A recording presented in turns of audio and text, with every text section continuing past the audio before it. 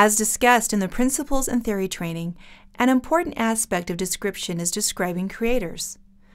Notes about creators are called biographical and administrative histories. These notes help researchers decide whether or not to use the materials in a particular collection. Describing Archives, a content standard, explains that the purpose of biographical and administrative histories is to provide information about the organizations or individuals associated in some way with the creation, assembly, accumulation, and/or maintenance and use of the unit being described. You will answer a series of questions described later in this training, which will help you gather information about the individuals, families, and corporate bodies. The information you gather will be used to generate biographical and administrative histories. These histories will be no longer than 4 paragraphs and will be written in a narrative style. The first paragraph will always be an abstract. Biographical abstracts will typically include the individual's or the family's name, dates, profession, or significant function for families and geographic location. Administrative abstracts will typically include the corporate body's name, its dates of existence, its main functions, and a geographic location. Biographical administrative histories are tied to the individuals, families, or corporate bodies identified in the name of the creator element of the title of the collection. There is a one-to-one relationship between the individuals, families, or corporate bodies identified in the name of creator element and the biographical administrative histories that you will create.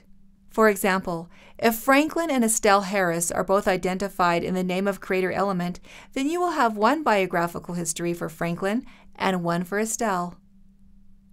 Information about creators should be gathered from reliable sources such as the materials themselves and reference works.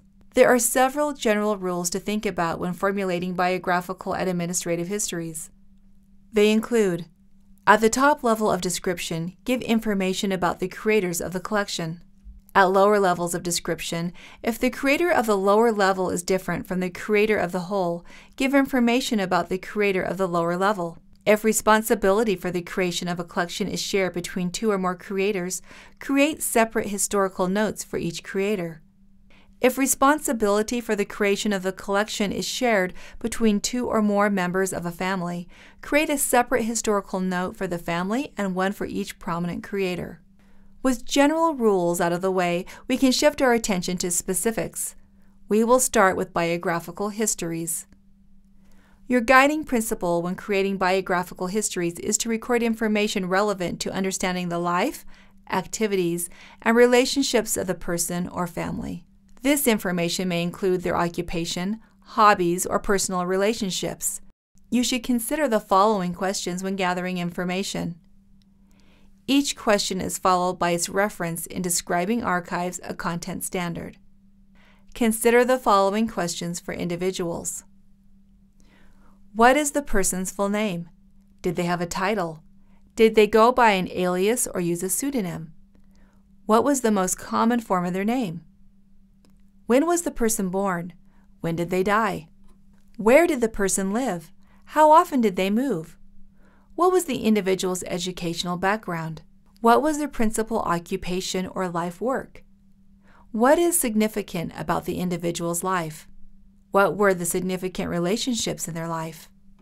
What organizational connections did the individual have? Were they a leader in their field of employment? Consider the following questions for families. What was the origin of the family? Who got married and where? When did the marriage take place? What are the names of their children and other descendants? Where did the family live? What is significant about the family? What important family relationships are described in the collection? Shifting gears, let's talk about administrative histories. Administrative histories are created for corporate bodies. A corporate body can be a business, governmental entity, or an educational institution. Your guiding principle when creating administrative histories is to record information relevant to the understanding of the corporate creator's functions, activities, and relations with other corporate bodies. Corporate bodies include educational institutions, corporations, and governmental entities. You should consider the following questions when gathering information. Each question is followed by its reference in Describing Archives, a content standard. Think about the following questions for corporate bodies. What is the official name of the corporate body? Has the name changed? Why did the name change? Was the corporate body involved in any mergers or amalgamations? Who are the leaders of the corporate body? What were their major roles? When was the corporate body established? By whom? Where? Was the corporate body disestablished? When? Where? Where is the main office of the corporate body located? Does it have branch offices? Where are they located? What is the corporate body's source of authority? Has that authority changed over time? How? Why? What are the main functions of the corporate body? What is the organizational structure of the corporate body? Does the corporate body have a successor or predecessor body? What are their names?